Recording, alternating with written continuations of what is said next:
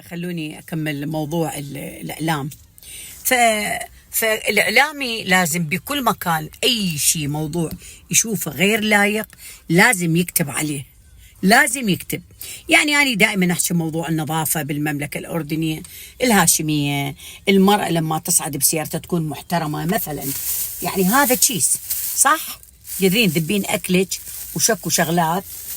ثاني شيء باعوا، أنا عندي سلة، شوفوا هاي السلة، هاي بسيارتي سلة كيس وذبيها لما أوصل بالليل عند أي حاوية أقدر أذبها. يعني أنت مرة وراكبة سيارة مرفهة تفتحين الجامة وشمرين كيس مال أكل، لعدتش قد وسخ بيتك، أكيد أني أصورك وأكتب عليك، لأن هذا منظر للمدينة.